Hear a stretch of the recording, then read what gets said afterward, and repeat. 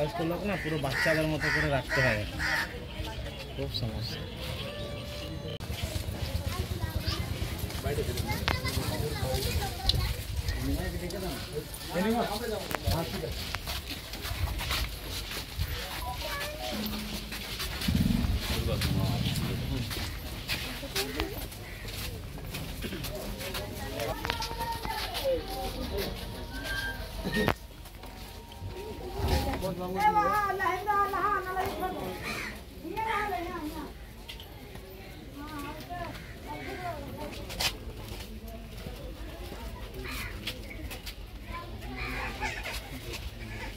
সমস্ত দিচ্ছি, ঠিক আছে। আর আনাফানার ব্যবস্থাও যেগুলো যারা করার, আমাদের দাদার সঙ্গে কথা হলো আর কি, গাড়ি ভাড়া ব্যবহার আছে, ওগুলো আমরা সমস্ত আমাদের ব্যবস্থা ওখানকার লোকাল পুলিশের সঙ্গে কথা হয়েছে, ঠিক আছে, সমস্তটা ব্যবস্থা হয়েছে।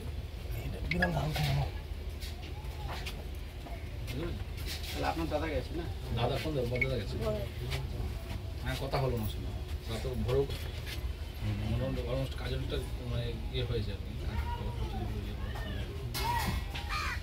ঠিক আছে, আপনি থানা থেকে কিছু করতে হলে বলবেন, ঠিক আছে। আর ওখানে আমরা আনাফানা গাড়ির ব্যবস্থা করা হয়েছে, ঠিক আছে।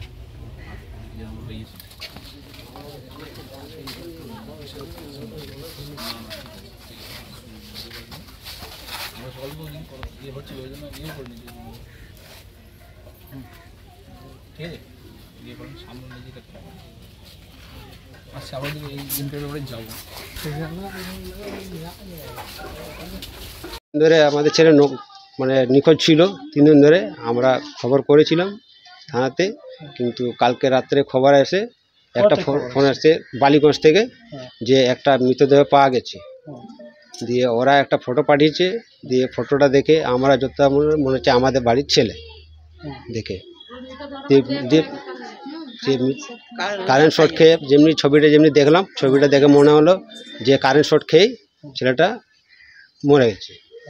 ওই দেখেই আমরা চিনতে পারলাম। আর ওই ইয়ে ফোনের খবর পেয়েই আমাদের পরিবারের লোক গেছে, আমার দাদারা সব গেছে ওইখানে আনতে। তাহলে তার দেহ পাওয়া গেছে? হ্যাঁ, তার দেহ পাওয়া গেছে। তোমার নাম?